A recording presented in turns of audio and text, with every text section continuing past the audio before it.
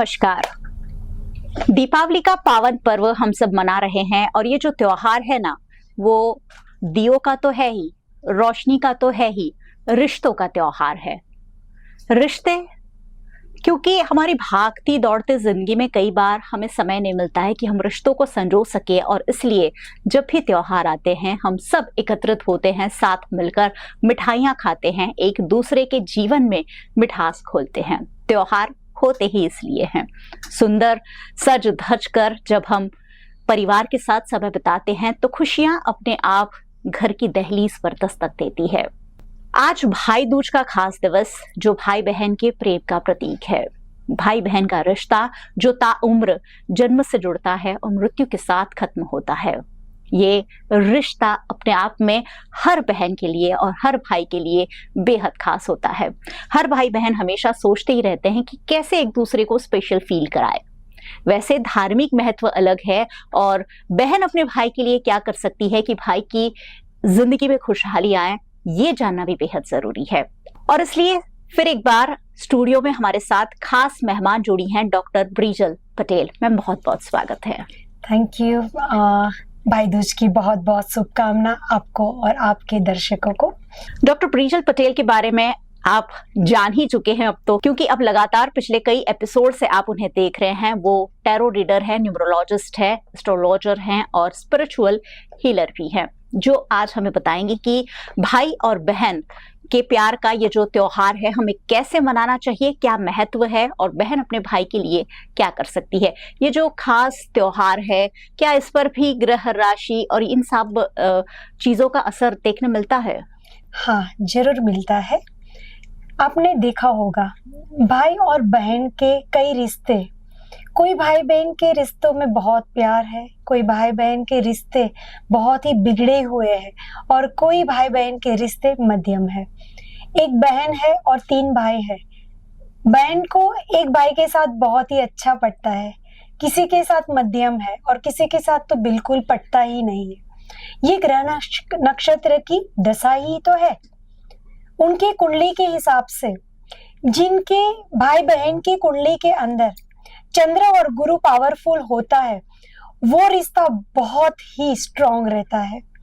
बुध है वो एवरेज रहेगा, और जो शुक्र स्ट्रांग होगा जो भाई बहन की कुंडली के अंदर, वो भाई बहन एक दूसरे को फाइनेंशियली बहुत हेल्प करते होंगे। जो भाई बहन की कुंडली के अंदर राहु, मंगल, केतु या शनि एक्टिव है, वो भाई बहन के रिश्ते में कहीं ना कहीं दरार दिखने को मिलेगी। तो हाँ, ग्रह नक्षत्र भाई बहन के रिश्ते पे असर करती है। जी बिल्कुल। और ग्रह नक्षत्र जब असर करते हैं तो रिश्तों को हमेशा ही हम बनाए रखना चाहते हैं, संजोए रखना चाहते हैं, और बहन तो हमेशा ही अपने भाई की खुशहाली के लिए प्रार्थना 365 दिन करती ही रहती है। लेकिन जब रक्षाबंधन होता है, जब भाई दूज होती है, तो बहन के दिल में भी भाई के लिए अनोखी भावना होती है। इस भावना को कैसे आकार दिया जाए ताकि भाई के जीवन में खुशहाली आए? क्या ऐसा भी कुछ होता है, बहनें अपने भाइयों के लिए कुछ खास कर सकती हैं इस दिवस पर? हाँ, कर सकती है।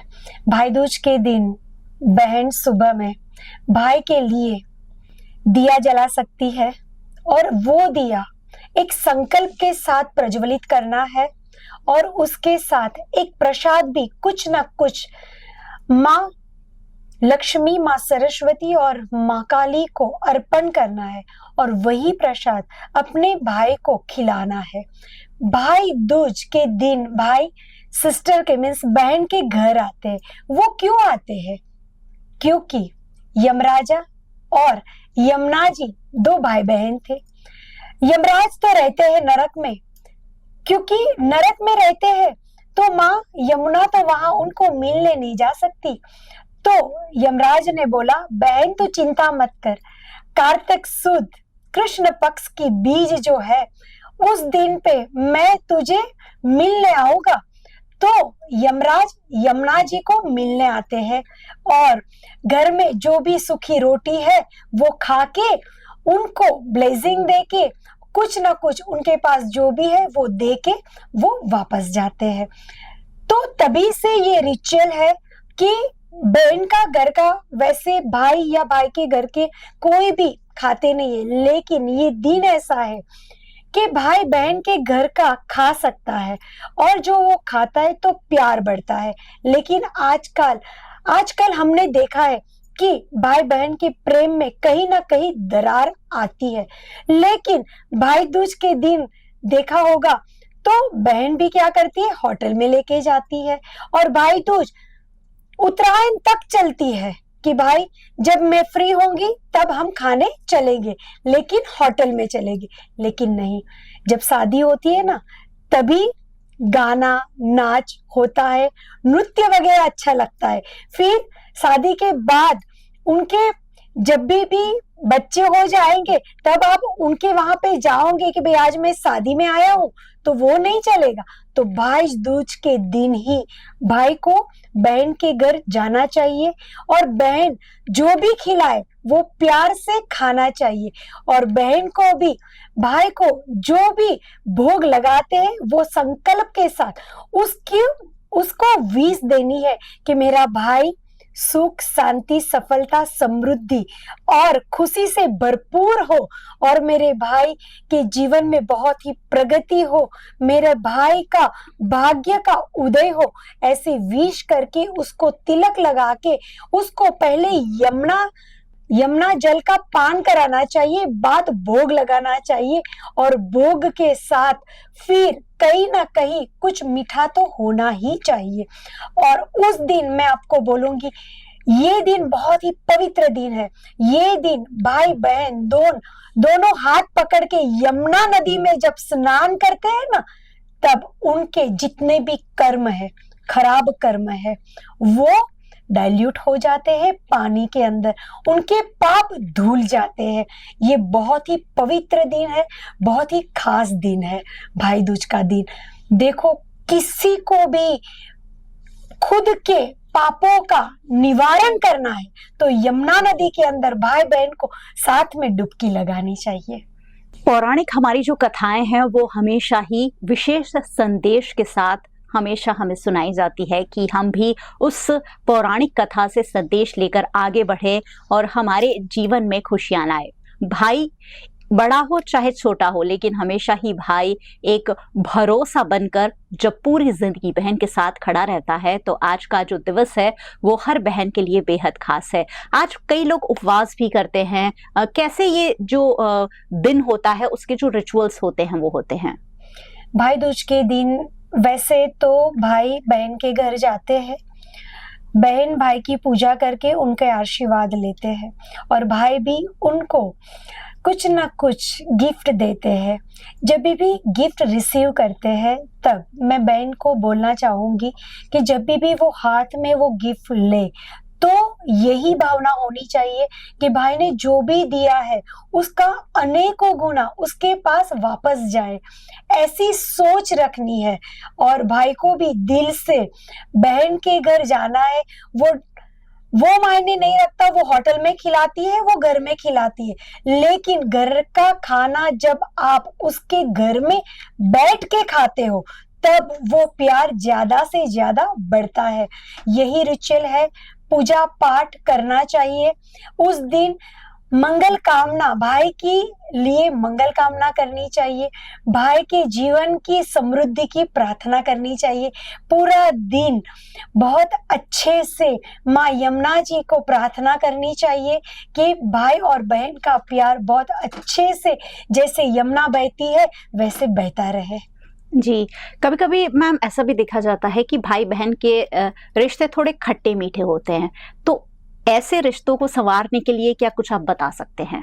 हाँ, जब लगता है कि भाई बहन के रिश्तों में कुछ दरार है तो वो उनकी कुंडली के हिसाब से वो प्रॉब्लम आता है। तो आपको करना क्या है, भाई के साथ रिलेशन अच्छे बनाने हैं तो आपको भाई को कुछ ना कुछ गिफ्ट देना चाहिए। ऐसा नहीं भाई ही बहन को गिफ्ट दे सकती है, लेकिन रिश्तों में फ्रेग्रेंस लाना है, रिश्तों में सुगंध लानी है। तो जिसके रिश्ते ऐसे हैं वो बहनों को, भाई को कोई ना कोई अच्छी फ्रेग्रेंस, उनके मुलांक के हिसाब से अच्छी फ्रेग्रेंस गिफ्ट करनी चाहिए। जिस दिन वो घर पे आते हैं खाना खाने, उस दिन return as a return gift बहन भी भाई को दे सकते। और इस दिन भाई जब बहन को वो क्रिस्टल का लोटस जब गिफ्ट करता है तो उसके जीवन में भी प्रॉस्पेरिटी बढ़ती है। और जब भी भाई को खाना खिलाए तब उसके खाने के अंदर वो बोले मृदुभाषी मृदुभाषी मृदुभाषी। ऐसा बोलने के बाद जब वो खाना परोसती है और वो खाना भाई खाता है तो वो रिश्ते बिगड़े हुए भी बन जाते हैं। तो भाई और बहन एक दूसरे के पूरक पूरी जिंदगी बने रहते हैं, लेकिन कभी कभी छोटी मोटी नोक-झोंक हो जाती हैं, लेकिन वो भी आप सुलझा सकते हैं आपसी प्यार और सामंजस्य से। और छोटे छोटे टिप्स जो ब्रिजल मैम ने हमें बताए, मैम बहुत बहुत शुक्रिया। Thank you. Thank you. और बहुत बहुत शुक्रिया आप सबका भी हमारे साथ हमेशा जुड़े रहने के लिए। और ये जो त्योहार है वो भी आपने वीएनएम टीवी के साथ मिलकर मनाया। त्योहार में तो खुशियां होती है, लेकिन साल भर खुशियां यूं ही बनी रहे, इसी कामना के साथ नमस्कार। सपनों का घर अब हकीकत बनने को तैयार। Presenting Shivanta Sky View shops and 3 BHK larger flats. आलीशान और spacious flats crafted with modern elegance, जहां हर कोने में बसी है सुकून और स्टाइल की कहानी। Shivanta Sky View, world class amenities, multipurpose hall, indoor games, gym, CCTV security, children's play area और एक हरा भरा गार्डन। एक ऐसा घर जो आपकी जिंदगी को देता है लग्जरी और कंफर्ट का perfect blend. Shivanta Sky View near Satva Heights, opposite Signet Plaza, Kunal Crossing, Gotri, Vadodara. Dhanraj Jewellers, 6 पीढ़ियों से आपका विश्वास। इस दिवाली त्योहार मनाएं धनराज ज्वेलर्स के साथ।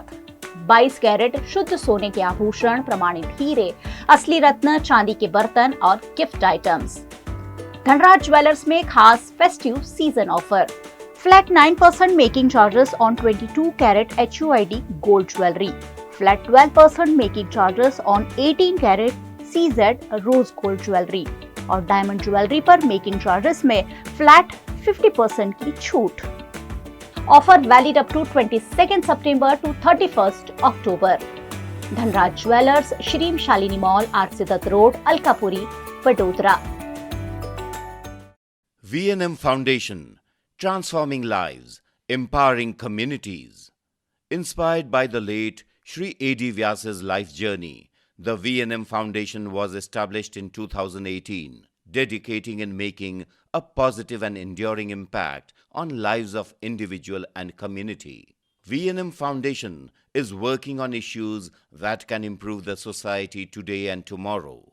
Health and education, environmental wellness, inclusion, women empowerment, sports, art and culture.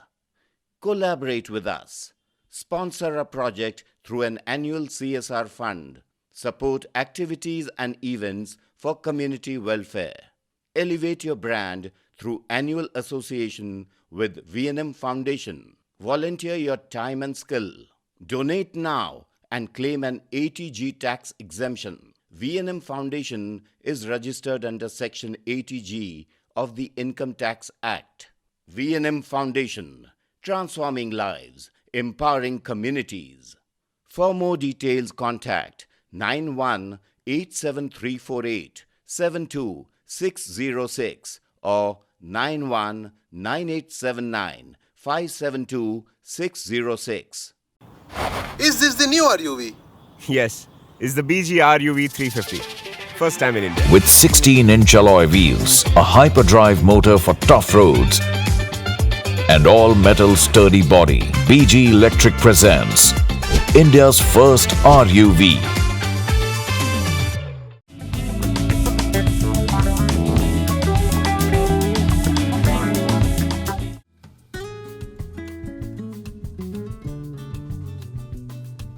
नमस्कार, आप सभी का स्वागत है VNM टीवी के फेस्टिवल फूड सीरीज में, जहां पर इस फेस्टिवल हम आपके लिए लेकर आए हैं कई सारी टेस्टी रेसिपीज।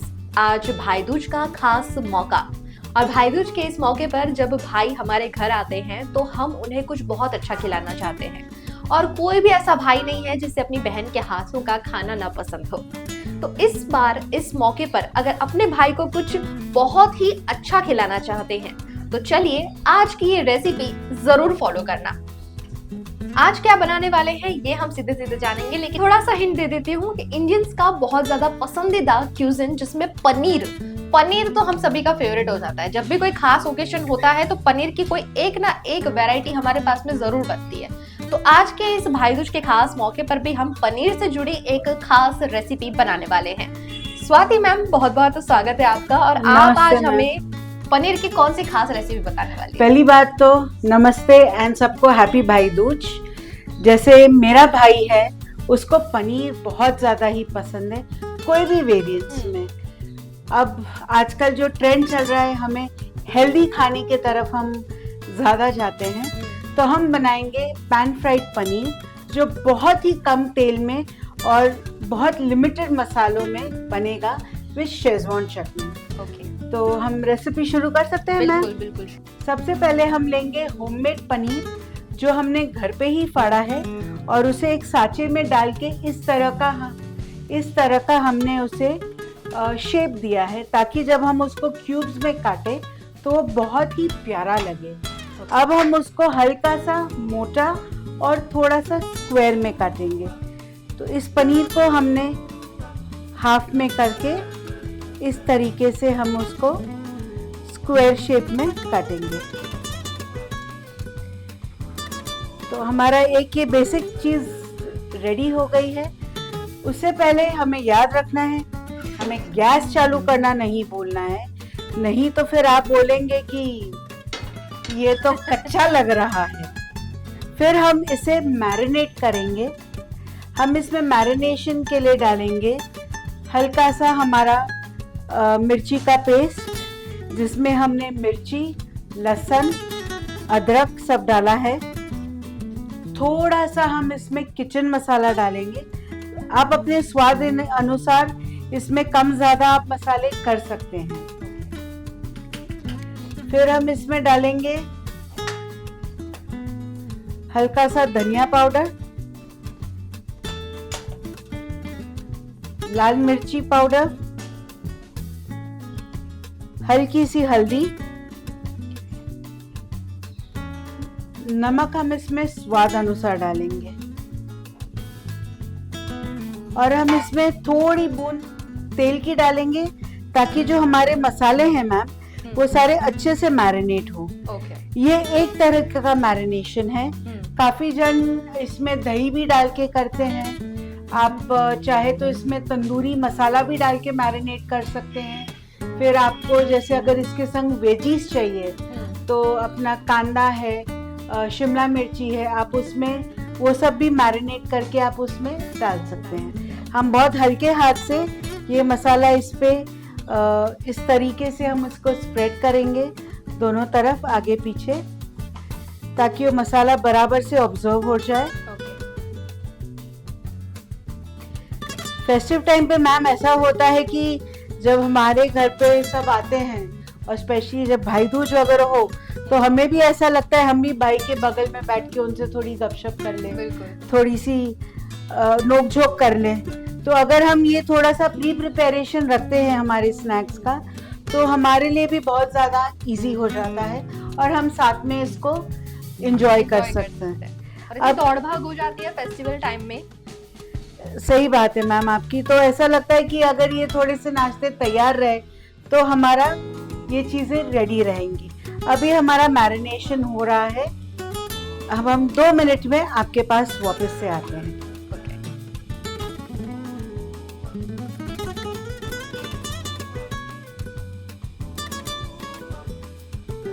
अब ये हमारा मैरिनेशन एकदम रेडी हो गया। आप देख सकते हैं मसाला अच्छे से कोट हो गया है और एक एक पनीर के टुकड़ों पे एकदम बढ़िया रेडी हो गया है। हमारा तवा भी एकदम गर्म हो गया है। काश मैं आपको इसका धुआं दिखा सकती, खैर, लेकिन आप जब ये आप इसकी सिजल सुनेंगे तब आपको पता चलेगा इसमें हम हल्का सा तेल डालेंगे, ज़्यादा हमें तेल की रिक्वायरमेंट है नहीं, बहुत हल्का सा तेल हम डालेंगे।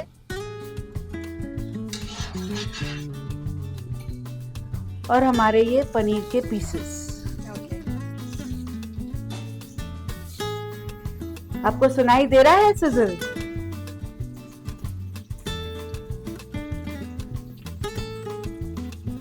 हम इस पे हल्का सा ऊपर से तेल थोड़ा सा और डालेंगे ताकि ये दोनों तरफ से अच्छे से सिक जाए।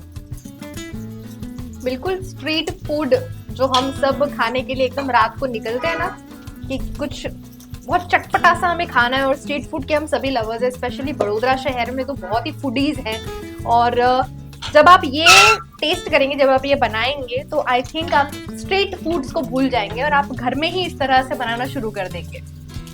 और मैम सबसे बढ़िया बात यह है कि इन खानों में आपको ज़्यादा टाइम इन्वेस्ट करने की ज़रूरत नहीं है। हल्की सी प्रिपरेशन, जैसे आप दाल चावल बना रहे हैं, उसके संग आप थोड़ी सी ये प्रिपरेशन भी कर दें तो झटपट आपकी चटपटी रेसिपीज और हेल्दी रेसिपीज आपकी रेडी हो जाएंगी। इसके साथ हमने बनाई है ये शेजवान की चटनी, जो आप अगर रेडीमेड लेना चाहे वो भी आप ले सकते हैं। चिंग्स की सबसे बेस्ट होती है, हमने इसे घर पे बनाया है। कैप्शन में आपको इसकी रेसिपी ज़रूर मिल जाएगी। हमें जब हम ये पनीर सेक रहे हैं, हमें इस पे एकदम तेज़ गैस पे नहीं सेकना है, नहीं तो ये जल जाएगा और इसका स्वाद नहीं आएगा। हल्की मंदी गैस पे ही आपको इसको सेकना है। आप ये देख सकते हैं एक साइड ऑलरेडी सिक गया है, कुरकुरा हो गया है। अब हम इसको दूसरी साइड पलट के सेक रहे हैं। बस हमें ये ध्यान देना है जब हम इसका मैरिनेशन कर रहे हैं, हम इसका रेस्टिंग पीरियड एटलीस्ट 1 आवर तो रखें ही।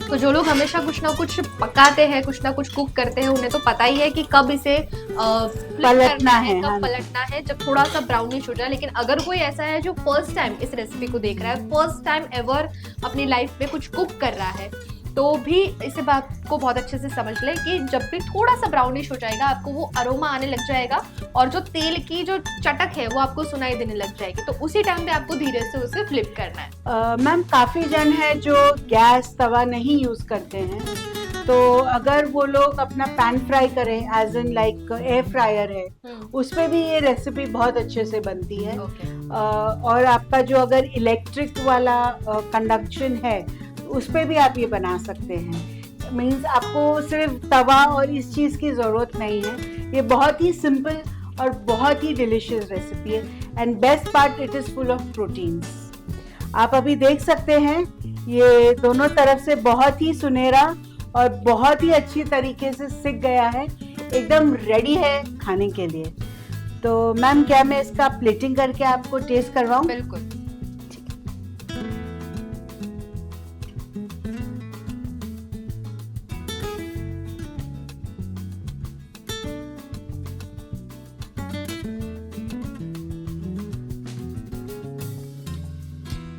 ये हमारे pan fried paneer healthy version with Schezwan sauce is ready.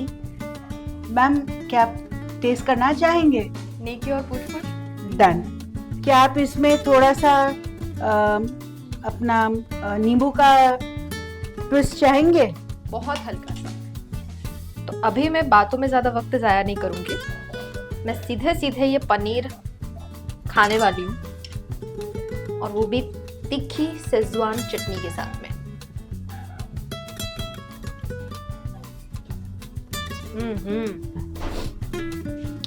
ऐसा कहा जाता है किसी के भी दिल तक पहुंचने का रास्ता उसके पेट से होकर गुजरता है, और खासकर ऐसा कहा जाता है कि मर्दों के दिल का रास्ता तो पेट से ही होकर गुजरता है। तो अगर आपके भाइयों को खुश करना है और आपके भाइयों को इस भाई दूज पर कुछ खास खिलाना है, तो उनके लिए ये रेसिपी जरूर बनाइए। स्पेशली अगर वो हेल्दी खाने के शौकीन है, अगर फिटनेस के शौकीन है, और अगर पनीर उनको बहुत ज्यादा पसंद है, तो ये खाकर वो आपको बहुत अच्छा गिफ्ट देने वाले हैं। तो इस रेसिपी को जरूर ट्राई कीजिएगा। अपने भाइयों के लिए बनाइए ये खास रेसिपी, और इस रेसिपी को बनाने में स्वाति मैम ने हमारी हेल्प की है, तो बहुत बहुत thank you ma'am. Thank you very much ma'am, and happy Bhai Dooj to all the brothers. and happy Bhai Dooj to all the sisters and special thanks to VNM channel कि उन्होंने स्वाति किचन गोत्री को ये अपॉर्चुनिटी दी कि वो अपनी हेल्दी रेसिपीज आप तक पहुंचा पाए. Thank you very much. तो हम हमेशा आपके लिए कुछ अलग और कुछ नए अंदाज के साथ में लेकर आते हैं और हर बार हम फेस्टिव सीजन में आपके लिए कुछ ऐसे एपिसोड्स लेकर आते हैं जो आपके लिए बहुत यूजफुल साबित हो. उन्हीं में से एक था ये रेसिपी का सीरीज. अगर आपने सारी सीरीज देखी है, आपने सभी एपिसोड्स देखे हैं और आपने सभी रेसिपीज ट्राई की है तो हमें जरूर कमेंट सेक्शन में बताइएगा कि आपको ये रेसिपीज कैसी लगी हैं. और साथ ही इन रेसिपीज को अकेले मत बनाइएगा. इस वीडियोस को सभी दोस्तों के साथ में, सभी फैमिली मेंबर्स के साथ में शेयर कीजिए ताकि वो भी इन सभी रेसिपीज को अपने घर पर जरूर ट्राई कर सके. इसी के साथ साथ अगर स्वाति मैम से आप कांटेक्ट करना चाहते हैं तो उनका कांटेक्ट डिटेल और उनकी जो सर्विसेज है वो सारी हम डिस्क्रिप्शन बॉक्स में आपको दे देंगे ताकि आप भी उनके हाथों का स्वादिष्ट खाना खा सके. नमस्कार.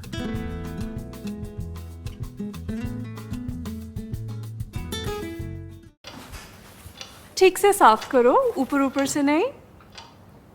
VLDC मतलब बोरिंग लुकिंग. इसको साफ करके क्या फायदा? इतनी बेइज्जती. Switch to RR Signature Designer BLDC fans, जो बोरिंग लुकिंग नहीं, वेरी स्टाइलिश लुकिंग है. RR Signature fans, आपके काम की बात. VNM Foundation, transforming lives, empowering communities.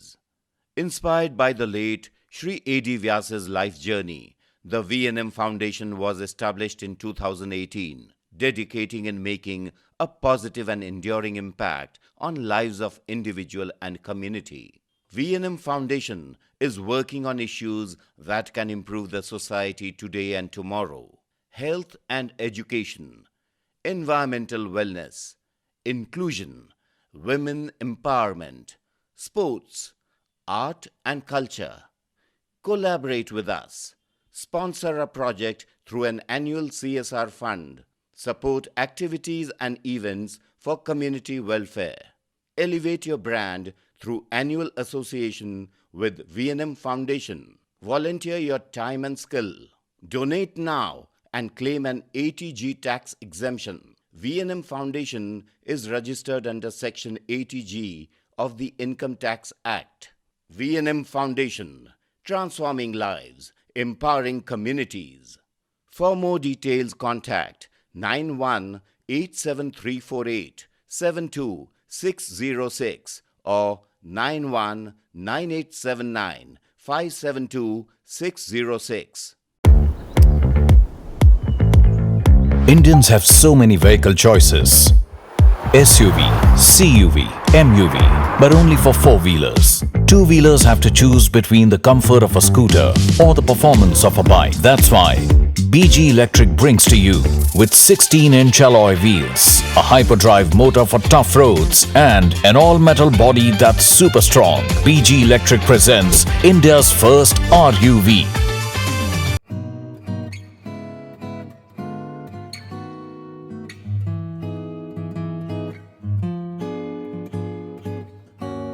नमस्कार. प्रोजेक्ट तुम अकेली नहीं हो का सीज़न 3 चल रहा है और आज हम आए हैं आंगनवाड़ी तांदलजा 10 में. आज हमारे साथ जुड़ने वाली है डॉक्टर सपना कुमार जो मेनोपॉज सोसाइटी वडोदरा की सेक्रेटरी है, गायनोकोलॉजिस्ट है और साथ में ही मेनोपॉज एक्सपर्ट भी है. आज हम बात करेंगे प्रेगनेंसी के ऊपर, पोस्टपार्टम फेज के ऊपर, पोस्टपार्टम डिप्रेशन और मेनोपॉज के ऊपर भी प्रकाश डालेंगे. आइए महिलाओं से बातचीत शुरू करते हैं और उनके प्रतिभाव जान.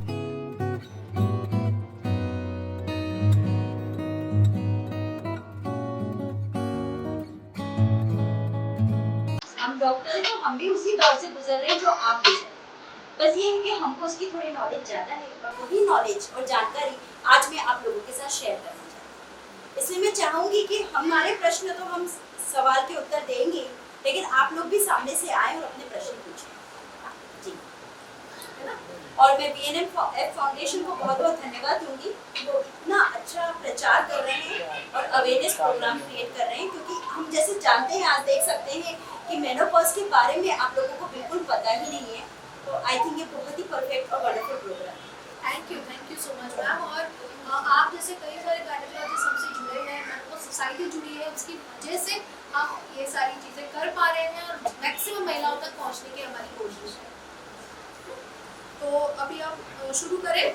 तो सबसे पहले गर्भावस्था के बारे में, प्रेगनेंसी के बारे में बात करें। आपको जानकारी है, मैं जानती हूँ कि आपको आंगनबाड़ी में से और आरोग्य केंद्र में से जानकारी मिलती है, पर फिर भी कुछ चीज़ें हैं जिसके बारे में बात करना बहुत ज़रूरी है। पहले तो ये क्या होता है कि जो भी हम कंसीव करते हैं हमको लग रहा है कि हम प्रेग्नेंट हैं, पीरियड्स मिस हो गए हैं, तो हमको पहले तो अंदाजा आ जाता है कि शायद मेरे को प्रेगनेंसी है, तो हम 3, 4, 5 महीने तक वेट करते हैं, है ना, और डॉक्टर के पास नहीं जाते और बाहर किसी को बताते नहीं। ये करते हैं ना, ये सब घरों में होता है।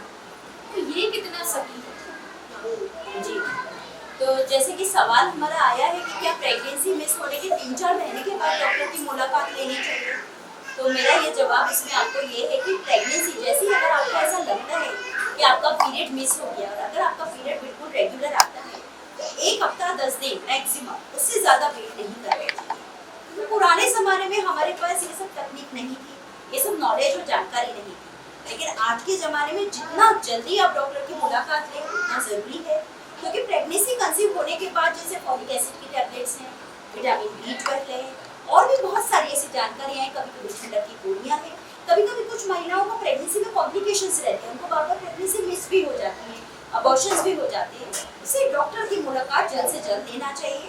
पर 1 हफ्ता से 10 दिन जैसे आपको ऐसा लगता है कि मिस हुआ है, घर में अगर आप प्रेगनेंसी टेस्ट करते हैं तो आप अपने नियरेस्ट जो भी लेडी स्पेशलिस्ट या गायनेकोलॉजिस्ट डॉक्टर है या आरोग्य केंद्र है वहाँ जरूर जाके मुलाकात करें। तो ठीक है, आप अपनी फैमिली में किसी टेबल्स वगैरह को नहीं बताना चाहते हो तो बात अलग है, पर डॉक्टर की मुलाकात लेना आपको जब आपको लग रहा है कि मैं प्रेग्नेंट हूँ, आपका पीरियड मिस हो गया है, तभी से डॉक्टर के पास जाना शुरू कर ही देना है ना। और मैम इम्पोर्टेंट बात दूसरी ये भी है कि रेगुलर चेकअप्स और प्रेगनेंसी के बाद वैक्सीन जो हमको शुरुआत से लगती है, इसका क्या महत्व है? क्यों हमको जल्द से जल्द मुलाकात लेनी है? क्योंकि हमको ये कंफर्म करना है कि आपको प्रेगनेंसी है, क्योंकि आपने घर में चेक करा। कई बार वो प्रेगनेंसी टेस्ट भी बराबर नहीं होते हैं रिजल्ट, कई बार लाइट सी लाइन आती है, कभी आती नहीं है और हम लोग कंफ्यूज से रहते हैं। तो इसे प्रेगनेंसी कंफर्म करेंगे, डॉक्टर के पास जाएंगे तो आपकी प्रेगनेंसी कंफर्म करेंगे। आज का ज़माना सोनोग्राफी का ज़माना है, कुछ डॉक्टर सोनोग्राफी से चेक करते हैं, पर इतना जल्दी सोनोग्राफी करने की ज़रूरत नहीं होती। पर फॉलिक एसिड की एक सिंपल सी छोटी सी दवाई, विटामिन, हम उसको विटामिन के नाम से जानते हैं, ये लेना बहुत ज़रूरी है। जितना जल्दी आप ये फॉलिक एसिड का टैबलेट लेंगे, उससे क्या होता है कि बच्चे में जो होने वाले, हम गुजराती में फोड़ खापड़ बोलते हैं, कि बच्चे में होने वाले स्पाइनल डिफेक्ट्स, बच्चे की नाक है, गर्दन है, ब्रेन से रिलेटेड जो फोड़ खापड़ है वो नहीं होता है, क्योंकि फॉलिक एसिड डेफिशिएंसी से सबसे ज़्यादा ये प्रॉब्लम्स देखने में आती है। तो आप विटामिन सप्लीमेंट कर पाएंगे, आपको कंफर्म होगा कि आपके पास प्रेगनेंसी है, और आपको ये जो जैसा बुकिंग विजिट बोलते हैं, आंगनबाड़ी हो या आरोग्य केंद्र हो, तो जैसे महिला को प्रसूता को प्रेगनेंसी ठहरती है तो हम लोग उनको टेटनस का, धनुर का टीका देने का हम बताते हैं, और ये भी अपनी जगह पे जरूरी है। तो आप वहाँ जाएंगे तो ये सब पता पड़ेगा, वहाँ जाएंगे तो आपका हीमोग्लोबिन टेस्ट हो जाता है, ब्लड ग्रुप टेस्ट हो जाता है, बेसिक जो इन्फेक्शन के रिपोर्ट्स है वो हो जाते हैं, आपको विटामिन सी गोलियाँ बताई जाती है, आपको उसकी देखरेख समझाई जाती है। इससे अगर आप 4 या 5 महीने के बाद जाएंगे तो तब तक क्या होगा, बच्चा तो माँ से लेता रहेगा, लेकिन माँ में इसकी कमी हो जाती है, और तब तक हीमोग्लोबिन आपका बहुत ज़्यादा कम होने लगता है, खून की जो मात्रा है शरीर में, आपको वीकनेस ज़्यादा आने लगती है। इसलिए सही समय पे अगर हम ट्रीटमेंट की शुरुआत करें तो ये बहुत अच्छा है। इसलिए आपकी फैमिली में आपकी बहनें हो, आपकी भाभियाँ हो, आपके दोस्त और किसी का भी महीना अगर मिस हुआ है और उनको प्रेगनेंसी का डाउट है तो उनको बोलिए कि जल्द से जल्द जाके अपना चेकअप करवाएं। और अब हम न्यूट्रिशन पे आगे बढ़ना चाहेंगे, है ना। जैसे मैं आपने बताया कि पहले से शुरुआत से ही ध्यान रखना बहुत ज़रूरी है। जो भी हमको टीके लगवाने हैं वो वक्त से लेने हैं। IFA की, फोलिक एसिड की, आयरन की जो भी दवाइयाँ शुरू करनी है वो वक्त पे शुरू हो जानी चाहिए, है ना। ये क्यों ज़रूरी है? ताकि माँ ताकतवर रहे, है ना। तो बच्चा हेल्दी हो तो माँ भी हेल्दी होनी चाहिए उसके लिए, ठीक है। तो इस समय पे सबसे ज़्यादा जो हमको सवाल आता है ना, तो वो महिला ऐसे बोलते हैं कि मैम अभी तो घर में भी इतना खाने को बोलते, इतना खाने को बोलते, अभी तो आप 2 जानो तो डबल खाओ, और मेरी हालत तो ऐसी है कि मेरे पेट में तो कुछ टिकता ही नहीं है, मुझे तो उल्टी आते हैं, मुझे तो उल्टी होती है। तो क्या करूं, क्योंकि घर से मुझे सब बड़े लोग खिलाते ही रहते हैं और मुझसे खाया नहीं जाता। ऐसे समय में मन क्या? जो आप ये बता रहे हैं बहुत आम बात है, हम सब इस दौर से गुजरते हैं। क्या होता है कि जैसे घर में एक अच्छी सी न्यूज़ आती है, गुड न्यूज़ आती है, पूरी फैमिली बहुत एक्साइटेड और बहुत खुश हो जाती है और उनको ऐसा लगता है कि जच्चा और बच्चा दोनों बहुत ही स्वस्थ और तंदुरुस्त होना चाहिए। पर इसमें ज़रूरी है कि शुरू के 3 महीने में जैसे जैसे प्रेगनेंसी बढ़ती है, तो प्रेगनेंसी बढ़ने पर बीटा एसीजी हार्मोन बढ़ता है, जिसकी वजह से घबराहट, उल्टी, नौजिया और मॉर्निंग सिकनेस जो हम बात करते हैं कि घबराहट, एसिडिटी, उल्टी, ये सब बहुत होता है। कुछ खाने का मन नहीं करता है, जी मिचलाता है, कमर दुखती है, नींद ज़्यादा आती है, घबराहट ज़्यादा होती है।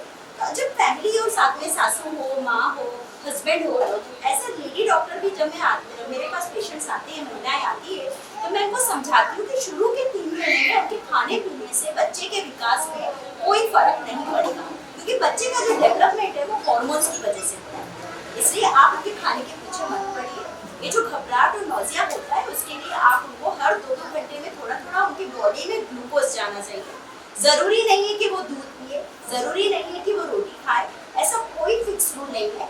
लेकिन शुरू में हम बोलते हैं उनका जो मन करे खाए। गरम वस्तु जो बोलते हैं, बाहर की चीजें, गरम तेज मसाले, वो सब आप अवॉइड करें। घर का फ्रेश खाना खाएं और 8-10 बार एक छोटी कटोरी में जितना आता है छोटा छोटा उतना खाएं। एक साथ बहुत सारा ना खाएं, क्योंकि उनको डाइजेशन नहीं होता है, घबराहट होती है, उल्टी होती है। थोड़ा खाएं। सूखे बिस्किट्स हैं, खट्टी मीठी गोलियां रख सकते हैं। जी मिचलाता है तो आप मुंह में कई बार ये अदरक का टुकड़ा रख सकते हैं, कई बार सौंफ रख सकते हैं, खट्टी मीठी गोलियां रख सकते हैं। पानी नहीं पिया जा रहा है तो 1 या 2 चम्मच आप ग्लूकोज डाल सकते हैं मुंह में, सूखी चीनी भी डाल सकते हैं।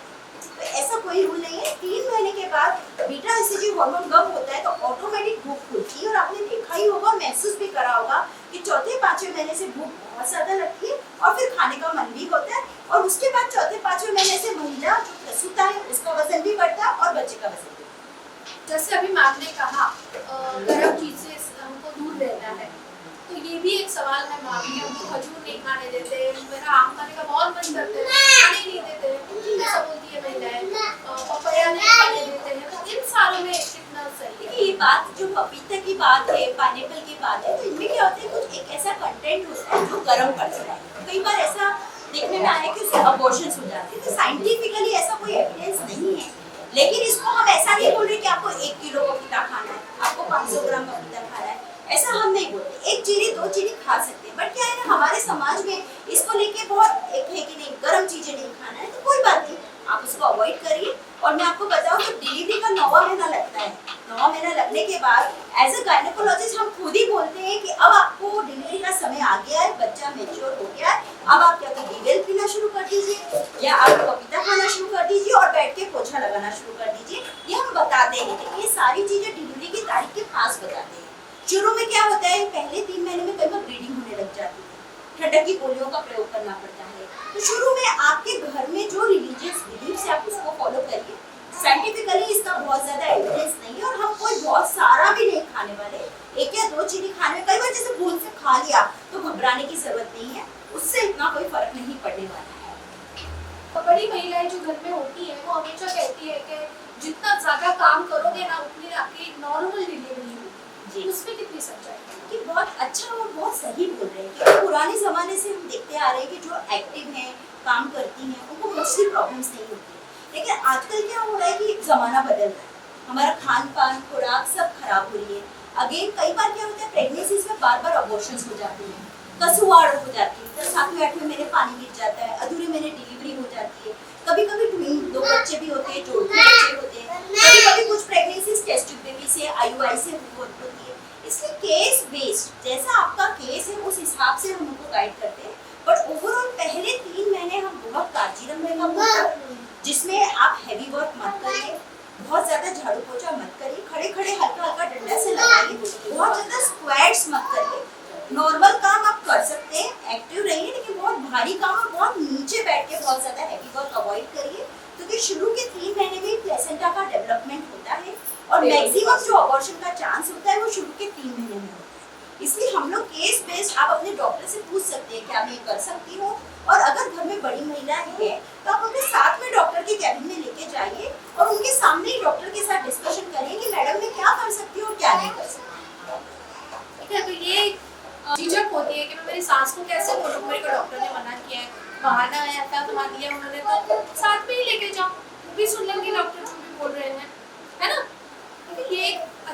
दिमाग में। उनका काम ही है ये बोलना, वो पढ़े लिखे, वो कुछ ना कुछ सोच ले चले दिखाई दे सकता है। के बाद आप बहुत जितनी उतनी बातें है ना, हम अपने समझ जाते जैसा तुम बोलते तो हम समझ लेते हो, बड़े बुजुर्ग उनका जैसा दिमाग ऐसा है वैसा वो सोचते हो, अपन कैसा सोचता है तुम बोलते हम मान लेते हो, हम तो देखते हो। तो ये हमने गर्भावस्था के बारे में बात की, प्रेगनेंसी के बारे में बात की, है ना। अब हम थोड़ा सा आगे बढ़ते हैं, डिलीवरी हो जाने के बाद का समय, है ना। अभी हमने देखा है क्या, जैसे हम प्रेग्नेंट होते हैं ना तो सभी हमको इतना संभालते हैं, हाथ पे रखते हैं, पलकों पे रखते हैं, है ना। जैसे ही डिलीवरी हो जाती है सारों का फोकस कहाँ चला जाता है, बच्चे के ऊपर। मुझे कौन पूछेगा, है ना, मुझे तो अपना ख्याल रखना है ना, फिर मैं ठीक हूँ तो मेरा बच्चा मैं संभाल पाऊंगी, है ना। तो मेरा सवाल यही है कि डिलीवरी के बाद माँ की संभाल रखना क्यों जरूरी है? बहुत ही आपका अच्छा सवाल है, क्योंकि प्रेगनेंसी के समय पूरा फोकस महिला के ऊपर रहता है, लेकिन डिलीवरी के बाद थोड़ा सा फोकस बदल जाता है, बहुत नेचुरल भी है। लेकिन डिलीवरी के बाद महिला को अपना बहुत ज्यादा और ख्याल रखना पड़ता है, क्योंकि अभी वो डिलीवरी के प्रोसेस से गुजरी, जो डिलीवरी और जो लेबर पेन होता है उसमें बॉडी के ऊपर बहुत बड़ा स्ट्रेस हुआ है, उसके बॉडी के ऊपर तनाव हुआ है, उसमें न्यूट्रिशन आपका जो खान पान है, खुराक है, वो बहुत ज़्यादा ज़रूरी है। जैसे पौष्टिक आहार लेना बहुत अच्छा ज़रूरी है। पौष्टिक आहार को थोड़ा मैं विस्तार में बताना चाहूँगी कि सब तरह का अनाज खाइए, लेकिन दूध है, दही कई बार ठंडा के कारण कोई लोग नहीं देते। आप अपने घर में जो भी मानते हैं, बड़े बुजुर्ग मानते हैं, उनके हिसाब से खाइए, घर का फ्रेश खाना खाइए, पेट भरकर खाइए, हरी सब्जियाँ ज़्यादा से ज़्यादा, खिचड़ी है, दाल है, जरूरी नहीं है कि हम दाल प्लेन बनाएं, हम दाल में सब्जियाँ डाल सकते हैं। खिचड़ी जरूरी नहीं है कि हम दाल चावल की, खिचड़ी के नाम से सबका मुंह उतर जाता है, लेकिन खिचड़ी मेरा बहुत ही फेवरेट है, क्योंकि बहुत हल्का होता है, पचता अच्छा है। तो उसमें आप वेजिटेबल्स डाल दीजिए, गाजर है, लौकी है, दूधी है, कद्दू है, हरी सब्जियाँ वेजिटेबल्स में डाल दीजिए। मैं अपने पेशेंट्स को हमेशा बोलती हूँ कि प्लेन रोटी तो खाना ही नहीं है, आप उसमें थोड़ा सा धनिया काट के डाल दीजिए, मेथी डाल दीजिए, पालक डाल दीजिए, हरे धनिया की खट्टी मीठी चटनी बना दी, नींबू होता है इसमें, गुड़ होता है, पुदीना होता है, ये तीनों ही चीजें हीमोग्लोबिन बढ़ाती है। इसके अलावा आप अपना दूध में हल्दी वगैरह डाल के ले सकते हैं। डिलीवरी के बाद ये छोटे छोटे हर्ब्स जो हमारे होते हैं, जैसे हमारी अजवाइन हो गई, सौंठ हो गई, हींग हो गई, तो ये सारी चीजें क्या होती है कि बहुत ज्यादा आपकी गैस ना बने और आपके हाजमा बना रहे, बच्चे के लिए भी अच्छा रहता है, माँ के लिए भी अच्छा रहता है। और बहुत ही इम्पोर्टेंट है पानी, क्योंकि जब महिला दूध पिला रही होती है तो 70% जो वाटर होता है वो दूध में होता है।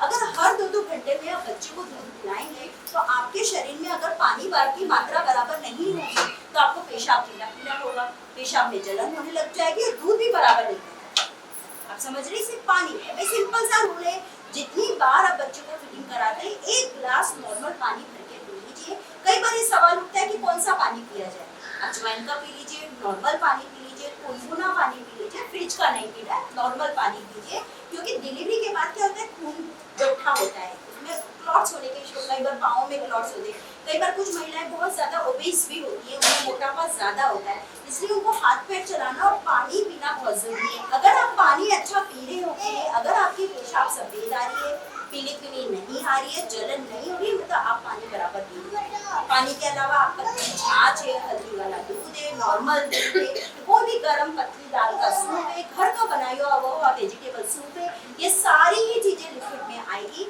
जिसको आपको ध्यान रख के पीना चाहिए। और टाइम टू टाइम के फ्रूट्स भी ले सकते हैं, जो सीजनल फ्रूट्स आपके अवेलेबल है, सुबह के समय आप लीजिए, रात के समय अवॉइड करिए, वो आपको अच्छे से पच जाए शाम तक, ऐसा रखें।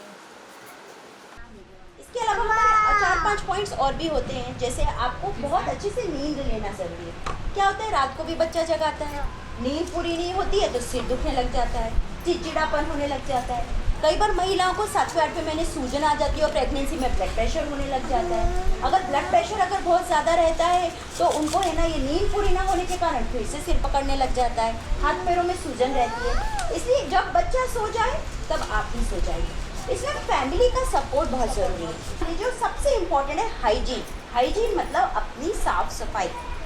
जैसे अगर सिजेरियन ऑपरेशन इन्फेक्शन हुआ है तो टाँके जब आपके टूट जाते हैं, जब डॉक्टर आपको ओके बोल देता है आप नहाइए, गर्म पानी से नहाइए, अपने पानी में थोड़े से डिटॉल के 2-3 बूंदे डालिए, आपको इन्फेक्शंस नहीं होंगे। बार बार अंडरगारमेंट चेंज करिए। अगर ब्लीडिंग कम आता है तो भी पैड्स को 2 से 3 बार चेंज करिए। छोटे छोटे कॉटन के पैड्स लीजिए जिससे आपको रैशेस ना हो। जितनी बार आप यूरिनेशन के लिए जाते हैं, यूरिन के लिए या पॉटी या लेटरिन के लिए जाते हैं, नीचे की जगह क्लीन करिए, उसको टिश्यू पेपर से डैप करके साफ करिए या खुला रखिए, धूप में बैठिए। आजकल ज़माने में हम धूप में बैठना ही भूल गए हैं। बच्चे को भी हल्की जो चन्नी से छनती हुई धूप बारी से, गैलरी से आती है, वहाँ रखें और खुद भी पीट करके धूप में बैठे। ट्राई करें कि थोड़े कपड़े कम कर लें, पीछे से गले से दुपट्टा वगैरह हटा लें। ये धूप में आपको बहुत अच्छा लगेगा, आपके शरीर को सिकाई मिलेगी, विटामिन डी मिलेगा, कैल्शियम मिलेगा।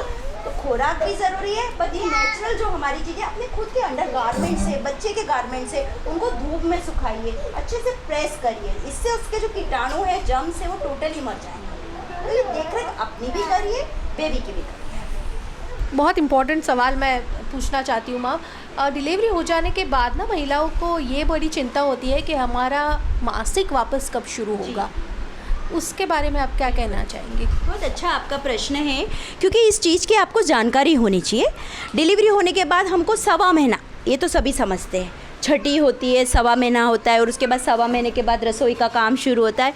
भगवान ने या कुदरती या हमने मनुष्य ने इतने सालों से ये प्रथाएं चली आ रही है, उसका पर्पस ही यही है कि आपको वो आराम मिले जिसमें आपकी रिकवरी हो। ये जो 42 डेज़ जो 1.25 महीने की हम बात करते हैं, 6 7 जा 42, 6 वीक्स की जो बात करते हैं, उसमें क्या होता है कि डिलीवरी में जो प्रेगनेंसी के समय आपके शरीर में जो चेंजेस हुए हैं, चेंजेस जैसे जो आपके बच्चेदानी बड़ी हो गई, वो संकुचाने लग जाती है, राइट। इसके अलावा आपके जो ब्रेस्ट डेवलपमेंट होता है, बच्चे को दूध फूल आने शुरू हो जाता है, शुरू में तकलीफ़ होती है, बाद में दूध आने लग जाता है, आपके हाथ पैरों की सूजन उतरने लग जाती है। कई बार ये जो आपके बॉडी की जो सूजन है, अजीब सा जो मोटापा और फूलापन होता है, वो नॉर्मल होने लग जाता है। हमको भी स्टेमिना आने लगता है, शुरू में हमको थकावट, नींद, ये सब तकलीफ़ें ज़्यादा होती है, वो सब नॉर्मल होने लगती है। तो शुरू के डिलीवरी के 8 से 10 दिन काफ़ी ब्लीडिंग होता है। जो वेजाइना से, योनि के भाग से जो ब्लड निकलता है वो रेड कलर का होता है।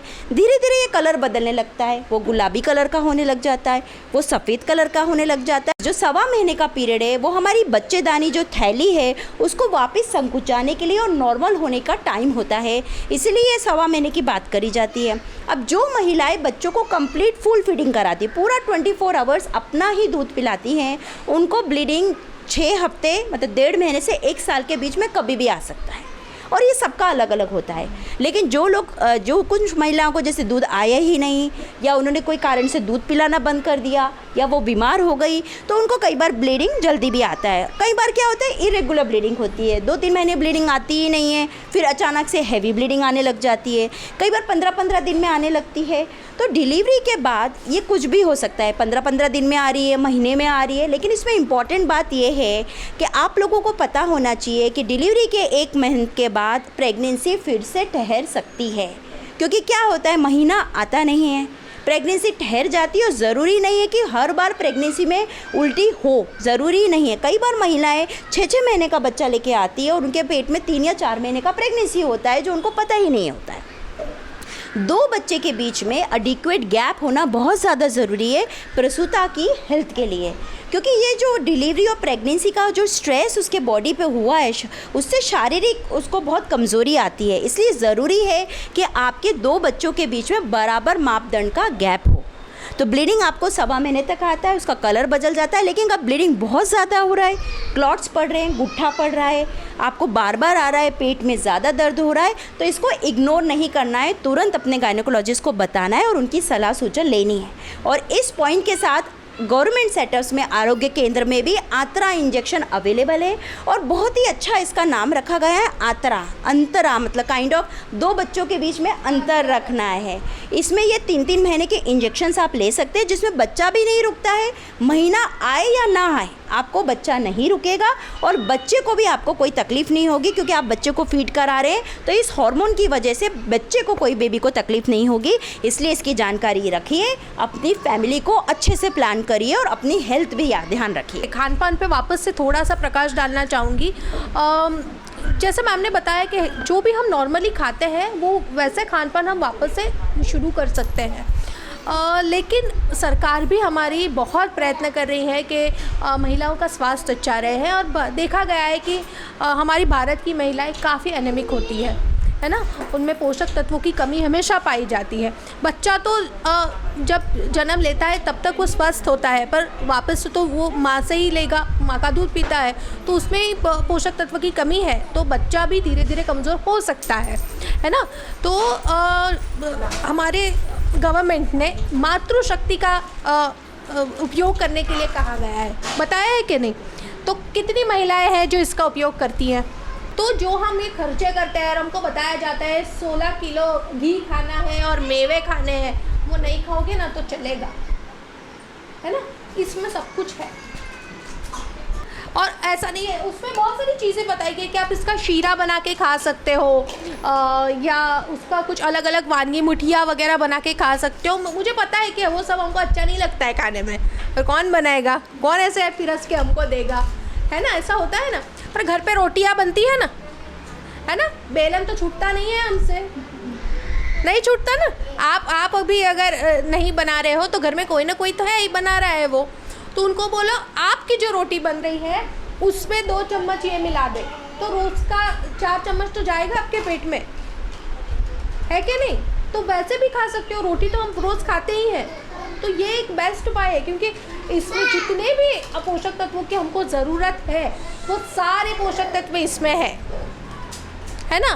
और हम वैसे तो हमेशा बोलते हैं कि या हमको हमारा कोई ध्यान नहीं रखता, हमारे बारे में कोई नहीं सोचता। सरकार सोच रही है और प्रयत्न भी कर रही है ना, तो हमको उसको अपनाना चाहिए। ये गवर्नमेंट की तरफ से बहुत ही अच्छी योजना चालू हुई है, आप लोगों के लिए है, आप भी खाइए और दूसरी महिलाओं को भी बताइए, वो भी आके ले सकते हैं। और जैसे मैडम ने बोला है कि आप 2 चम्मच अपनी रोटी में डाल दीजिए, या आप कोई भी चीज़ बना रहे हैं तो उसमें आप डाल दीजिए जो आपके शरीर में जाए, और बिल्कुल इसको लेना चाहिए क्योंकि इसमें आयरन है, कैल्शियम है, विटामिन्स है, जो फॉलिक एसिड है, सब चीज़ें एक ही चीज़ में है, और इसमें प्रोटीन है। क्योंकि अगर हम बहुत ज़्यादा विस्तार में बात करेंगे तो बहुत बड़ा सेशन हो जाएगा, लेकिन अनाज अपनी जगह है, प्रोटीन अपनी जगह है। तो इसमें बेसन है और कई सारी और भी चीज़ें हैं जिसमें प्रोटीन मिल रहा है, जो प्रोटीन क्या करता है, बच्चे का वज़न बढ़ाता है।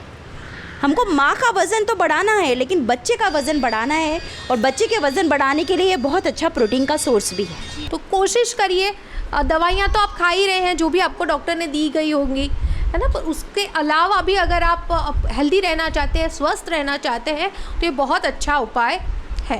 अब हम आगे बढ़ेंगे मानसिक स्वास्थ्य के ऊपर, है ना। बहुत बड़ी जर्नी हो जाती है, हम प्रेगनेंसी जब से हमको महीने ठहरते हैं तब से लेके डिलीवरी हो जाए तब तक कितने सारे विचारों में बदलाव आते हैं, है ना। पहले जो हम बिल्कुल फ्रीली और बिंदास घूम रहे थे, अब हमारे पास एक जिम्मेदारी है ना। अगर आप पहली बार माँ बन रहे हो तो बहुत सारे सवाल होते हैं, मैं बच्चे को संभाल पाऊँगी कि नहीं, मेरा सब ठीक होगा कि नहीं, मेरा बच्चा स्वस्थ है कि नहीं, ये किस टाइम पे किस चीज़ के लिए रोता है वही नहीं समझ में आता, उसको पॉटी हो गया इसलिए रो रहा है, उसको भूख लगी इसलिए रो रहा है, तो कुछ समझ ही नहीं आता है। तो बहुत सारे विचार चल रहे होते हैं, पता नहीं। ये भी हम महिलाएं, हमने शुरुआत में ही बात की कि अभी तो सब बच्चे कोई पूछते हैं, मुझे तो कोई पूछ ही नहीं रहा है।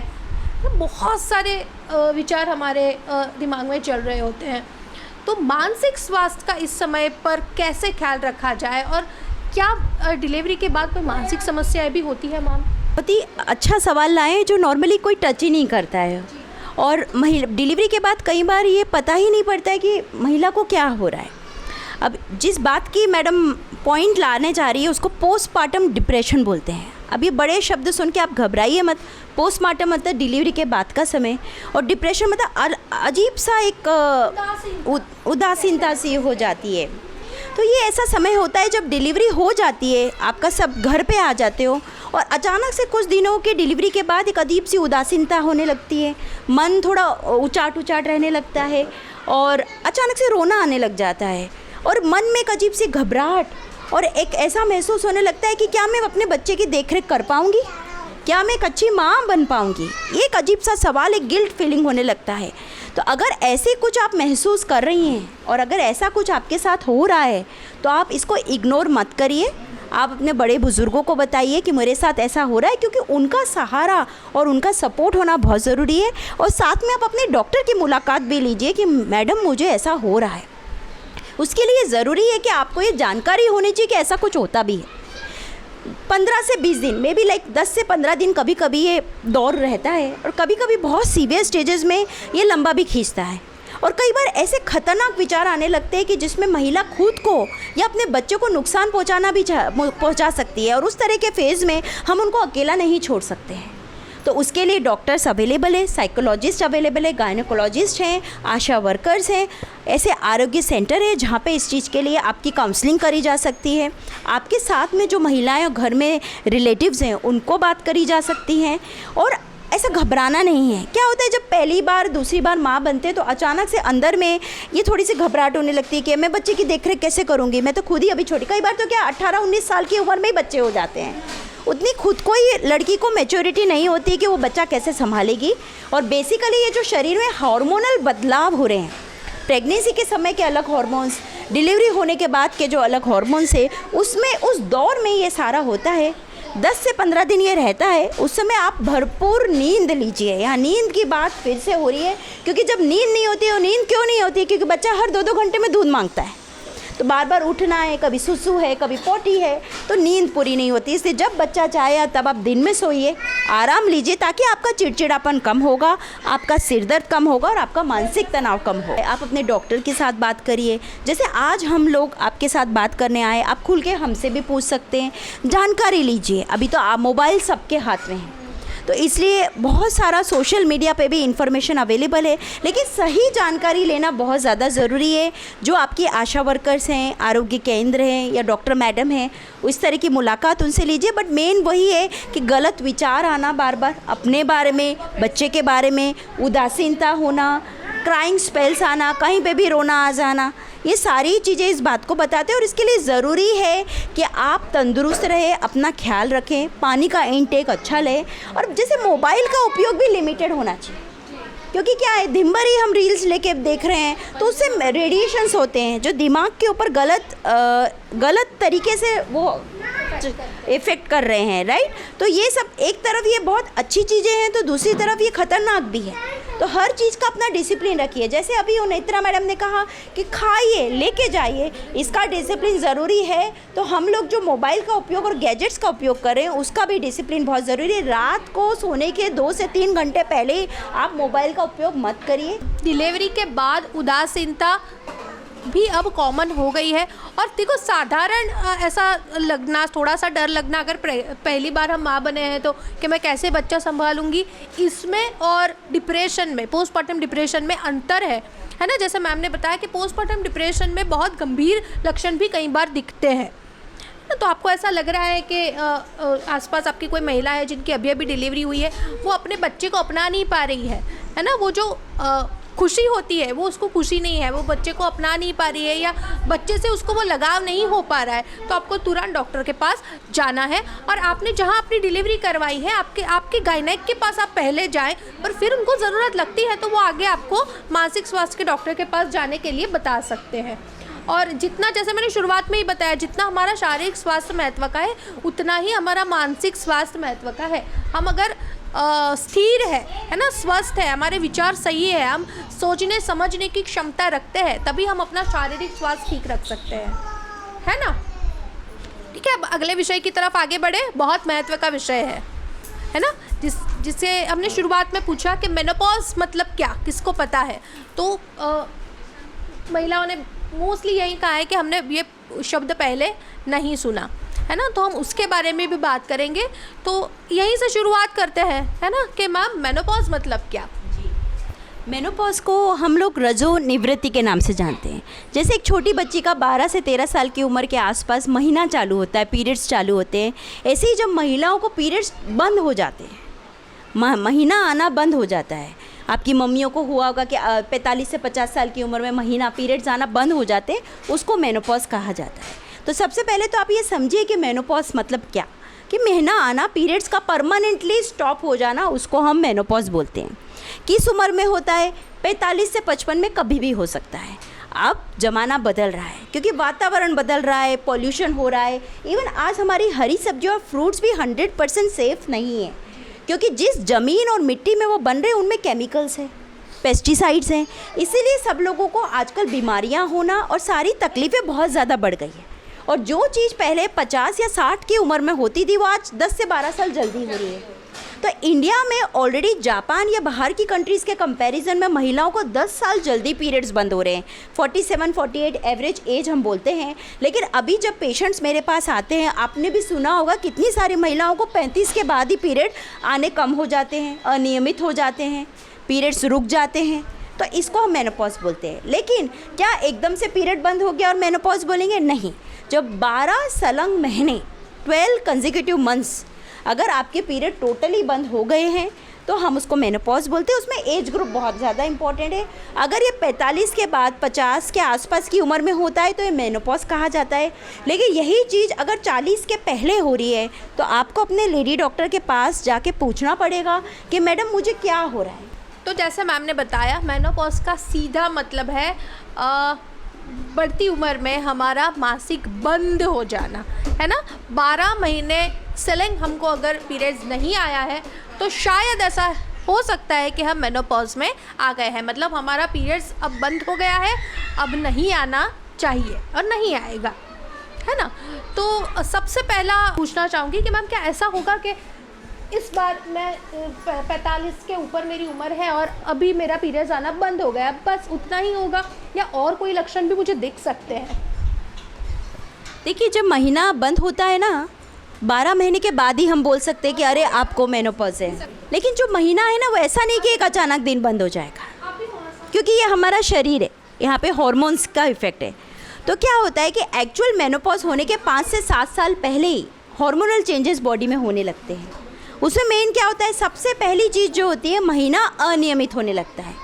महिलाओं का जो महीना एकदम डेट टू डेट आता था, तारीख टू तारीख आता था, वो अब क्या है, अनियमित होता है। या तो वो कभी चढ़ के आता है या कभी जल्दी आ जाता है। हफ्ते जल्दी भी आ सकता है, हफ्ते चढ़ के भी आ सकता है।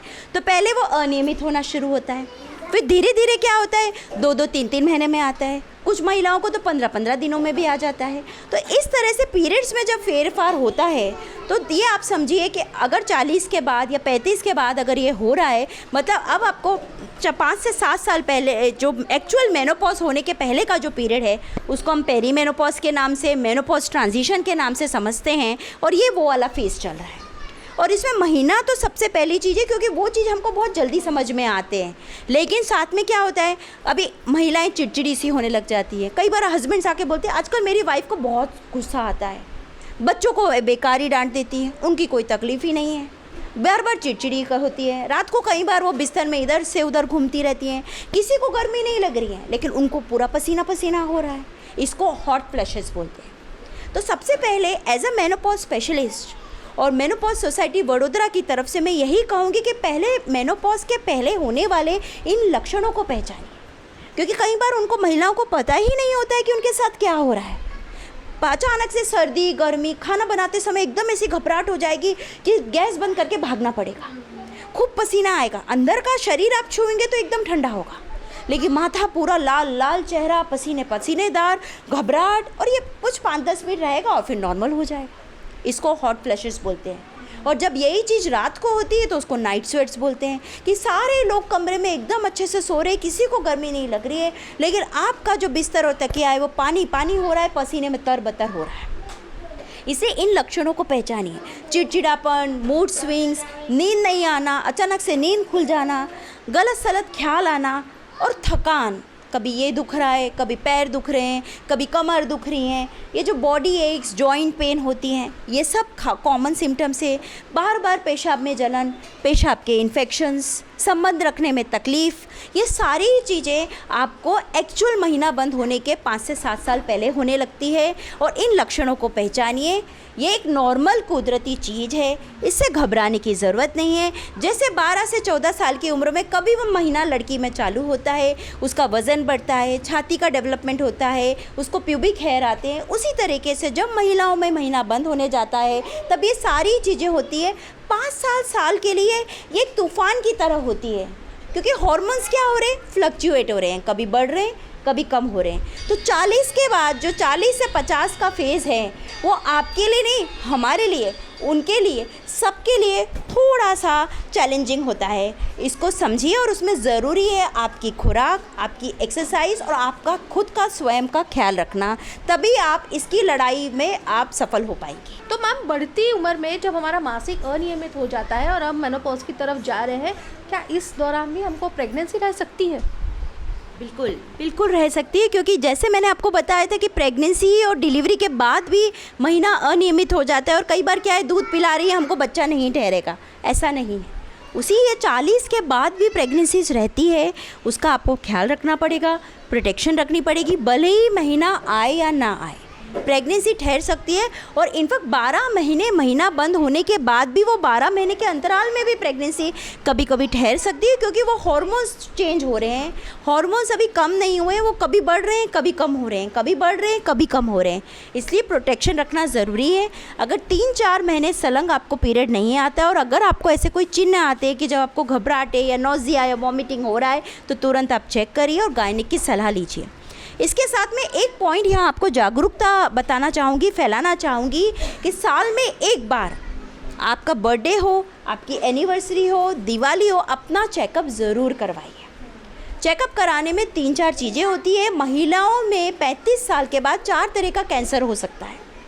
सबसे कॉमन कैंसर जो अभी इंडिया में देखने में आ रहा है वो स्तन का कैंसर, ब्रेस्ट कैंसर होता है, और बहुत आसानी से इसको हम बीट कर सकते हैं, इसके अगेंस्ट हम लड़ाई छेड़ सकते हैं। ब्रेस्ट सेल्फ एग्जामिनेशन, अपना स्तन का परीक्षण स्वयं करिए। जो भी पेशेंट्स हमारे पास आते हैं हम उनको सिखाते हैं, उनके पोस्टर्स देते हैं। महीने में एक बार आपका जब महीना बंद हो जाता है 5वें-7वें दिन आप अपना खुद का ब्रेस्ट नहाते समय चेक करिए। कभी भी आपको रेडनेस लगती है, कोई गठान महसूस होती है, कोई तरह का दुखावा होता है, आपका जो नॉर्मल स्तन है उसमें कोई परिवर्तन दिखता है, तो तुरंत अपने गायनिक डॉक्टर को आप पहुँचिए, क्योंकि सबसे पहले आपको पता पड़ेगा कि आपको गांठ है। और जितना जल्दी गांठ अर्ली स्टेज में पकड़ में आएगी उसका ट्रीटमेंट कम्प्लीटली पॉसिबल है। स्टेज 1 में और स्टेज 2 में ब्रेस्ट कैंसर का कंप्लीट ट्रीटमेंट पॉसिबल है, और अभी तो ज़िंदगी भी बढ़ रही है। दूसरी चीज़ होती है बच्चेदानी और बच्चेदानी के मुंह का कैंसर। और बच्चेदानी का अभी क्या होता है, हमको तो कोई तकलीफ नहीं है, डिलीवरी के बाद तो महिलाएं गायनेकोलॉजिस्ट को भूल ही जाती हैं। इसीलिए ज़रूरी है कि अपना चेकअप करवाइए, अपना ध्यान रखिए। आप गायनिक डॉक्टर के पास जाएंगे तो वो ट्रांस वेजाइनल सोनोग्राफी नीचे से करते हैं और नीचे से अंदर बच्चेदानी के मुंह का चेकअप करते हैं। बच्चेदानी के मुंह का जो कैंसर होता है उसके लिए पैप स्मीयर टेस्ट, जैसे डिलीवरी के समय हम नीचे से बच्चा डिलीवर कराते हैं, उसी तरीके से बच्चेदानी के मुंह से सिर्फ थोड़ा सा पानी लेके स्लाइड्स बना के लैब में भेजते हैं, जिसको PAP पैप स्मीयर टेस्ट बोलते हैं। ये टेस्ट एक बार नॉर्मल आता है तो 3 साल में एक बार कराना चाहिए, 65 साल की उम्र तक कराना चाहिए। और जो छाती का परीक्षण मैंने कहा, साल में एक बार आप अपनी गायनिक डॉक्टर के पास कराइए और हर महीने खुद का करिए। हर महीने जब आप खुद का करेंगे ना तो आप अपने स्तन को पहचानेंगे कि अरे यार ये पिछले महीने तो नहीं था, इस महीने मेरे को कुछ अजीब लग रहा है, और आपको वो चीज़ जल्दी पकड़ में आएगी। और आज हमारे सामने एक छोटी बच्ची बैठी है, मैं कहना चाहूँगी कि बच्चेदानी के मुंह का कैंसर के अगेंस्ट अभी वैक्सीनेशन आ गया है। हमने प्रेगनेंसी में धनुर की रस्सी बात करी है, बच्चेदानी के मुंह के कैंसर के अगेंस्ट वैक्सीनेशन अवेलेबल है, गवर्नमेंट में भी वैक्सीन अवेलेबल है। अभी वो इम्यूनाइजेशन प्रोग्राम में नहीं है, लेकिन उसके 2 टीके आपको बच्चेदानी के मुंह के कैंसर से बचा सकते हैं। बच्चियों को 9 साल की उम्र से 9 से 14 के बीच में 2 टीके हमको लगवाने हैं। ये इंजेक्शंस होते हैं, 6 महीने के अंतराल पे हम 2 टीके लगाते हैं। वो थोड़े से महंगे होते हैं, लेकिन आप 100 रुपये 200 रुपये अगर आप सेव करेंगे, जो बहुत आसान है करना, तो आप अपनी बच्चियों का भविष्य सुरक्षित कर रहे हैं। बहुत ज़रूरी बात बताई है ना मैम ने कि देखो अभी कैंसर मतलब कैंसर ये हम सब ने सुना है, पर अभी विज्ञान बहुत आगे बढ़ गया है और कैंसर से बचने तक के टीके अब अवेलेबल है। जैसे मैम ने बताया तो गर्भाशय के मुख के कैंसर से बचने के लिए भी अभी इंजेक्शंस अवेलेबल है। जैसे मैम ने बताया थोड़े से महंगे हैं, पर हम सेविंग्स करके हमारे बच्चियों को वो टीके लगवा सकते हैं। सिर्फ आपको 2 ही टीके लगवाने हैं साल में, 1 साल में 2 टीके लगवाने 6-6 महीने के अंतराल पे, है ना, ताकि हम हमारे बच्चों का ज़िंदगी तो सेव कर सके। हमको नहीं पता हमको होने वाला है कैंसर के नहीं होने वाला, वो किसी के हाथ में नहीं है। और अगर बचने का उपाय पहले से है, पूरा आने से पहले पार बांधते हैं ना हम लोग, तो वैसा तो हम कर ही सकते हैं। कोविड का समय था तो हमने कोविड की वैक्सीनेशन लिए थे, उसी तरह से जो बच्चेदानी का मुंह का जो कैंसर होता है वो वायरस की वजह से हमने इस बार आहार की बात करना चाहूँगी। एक तो ये होता है कि अभी तो हमको मासिक आने वाला है नहीं, तो हम अभी आयरन की गोलियां लेके क्या ही करेंगे, और ज़्यादा संभालने वाली भी कोई बात नहीं है। तो इस समय हमें कौन से पोषक तत्व की ज़रूरत होती है और हमारे आहार में हम क्या परिवर्तन कर सकते हैं? मेनोपॉज जी, आहार तो बहुत ही इम्पोर्टेंट, और मेनोपॉज में तो ये और ज़्यादा इम्पोर्टेंट है। जैसे हमने प्रेगनेंसी और डिलीवरी की बात करी, अपना खान पान एकदम कंप्लीट बैलेंस बनाइए। कार्बोहाइड्रेट्स जैसे अनाज है, अनाज में मक्का हो गए, बाजरा हो गए, चावल हो गई, गेहूँ हो गया, ये कार्बोहाइड्रेट्स में आते हैं। इसके अलावा जो सब तरह की दालें हो गई, कठोर हो गए, जो लोग अंडा मछली खाते हैं वो प्रोटीन हो गया।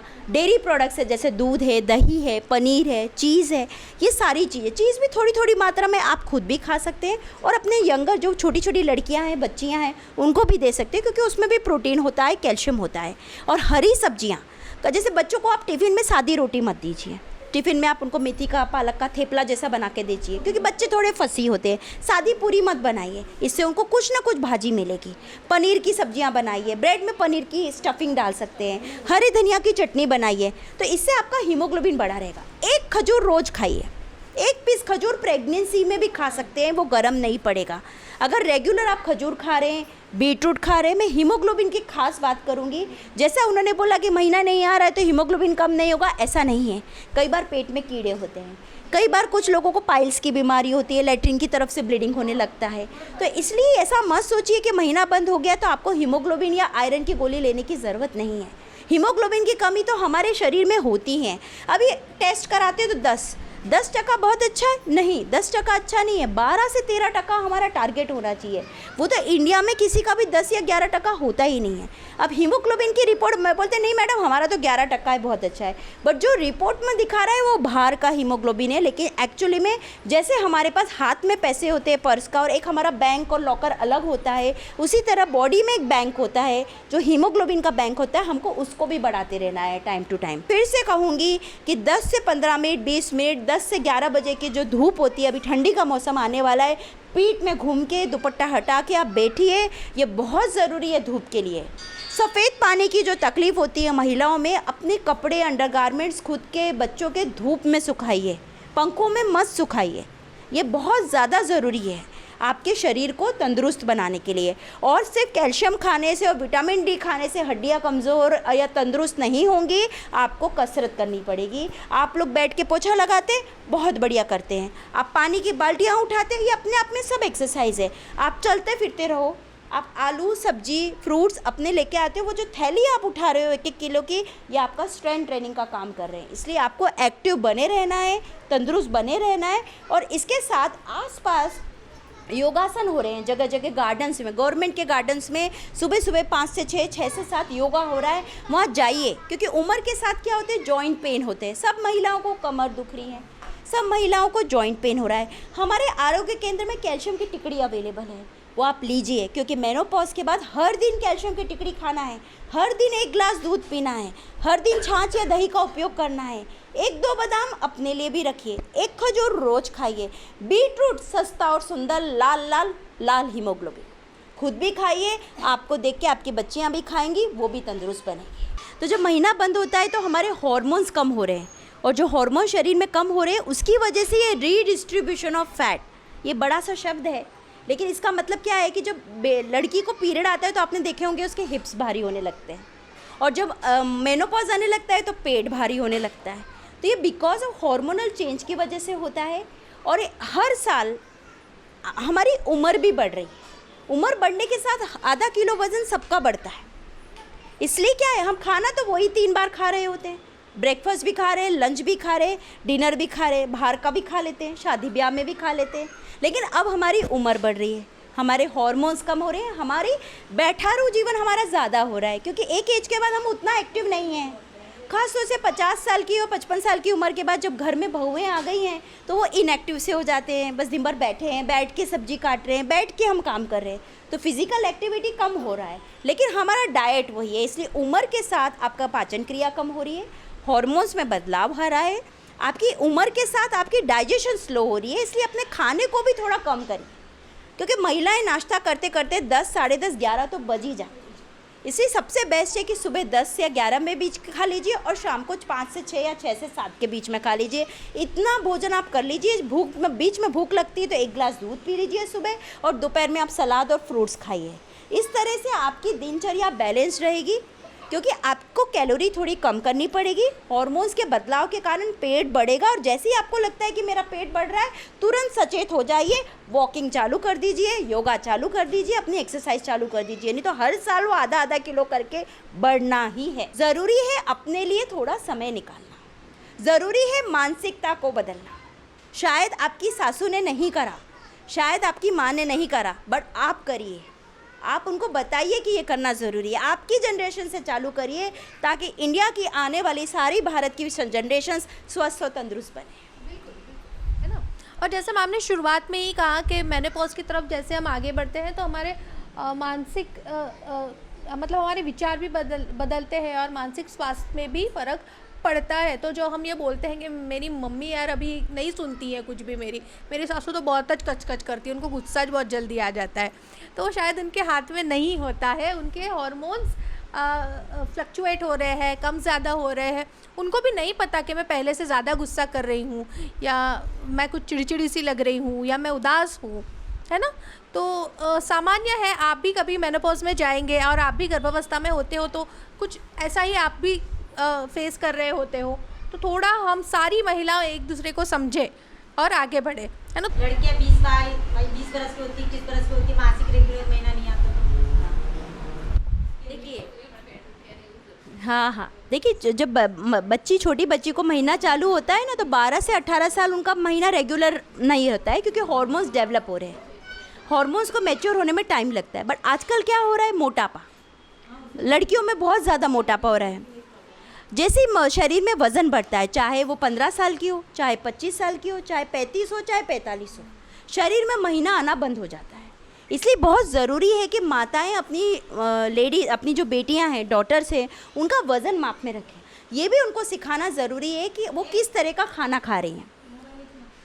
अभी 18 या 20 साल के बाद गोलियों का सहारा दिया जा सकता है, लेकिन आप एक बार अपने डॉक्टर की सलाह लीजिए, जानकारी लीजिए कि अंदर कोई तकलीफ़ है कि नहीं। अगर उनका यूट्रस नॉर्मल है, पानी की गठाने नहीं है, थायराइड का हार्मोन नॉर्मल है, हीमोग्लोबिन बराबर है, तो फिर हम लोग सिर्फ डाइट ही बताते हैं। सब महिलाओं का हाइट के हिसाब से एक वज़न मापदंड होता है। जैसे 150 सेंटीमीटर, 5 फीट अगर किसी की हाइट है तो 50-55, मैक्सिमम 60, इससे ज़्यादा वज़न नहीं होना चाहिए।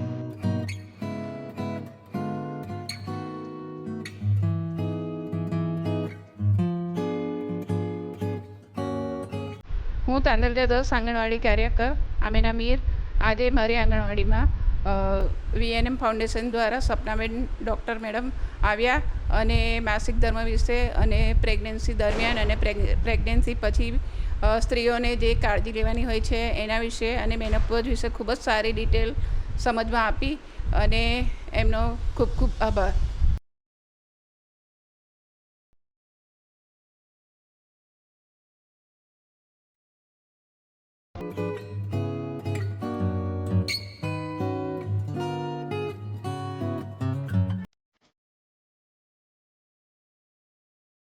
मैं हूँ डॉक्टर सपना, गायनिकोलॉजिस्ट, और मैं VNM फाउंडेशन को बहुत बहुत आभार व्यक्त करना चाहूँगी कि उन्हें बहुत ही अच्छी मुहिम छेड़ी है, और मैं दिल से धन्यवाद देना चाहूँगी इस प्रोग्राम में अटैच होने के लिए, क्योंकि इन महिलाओं को जिनको आज हमने बात करी है, उनको 100% ज़रूरत है इस जानकारी की, जो आज तक उनको पता ही नहीं है कि मेनोपॉज क्या होता है, पोस्टपार्टम डिप्रेशन क्या होता है।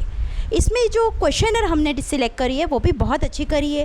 प्रेगनेंसी के दौरान की बात करी है, प्रेगनेंसी के बाद अपना देख रेख, पोस्टपार्टम डिप्रेशन का हम टॉपिक लाए हैं, और ख़ास तौर से हम यहाँ मेनोपॉज का टॉपिक लेके आए हैं, जिसके लिए महिलाओं में जानकारी बहुत ज़्यादा कम है।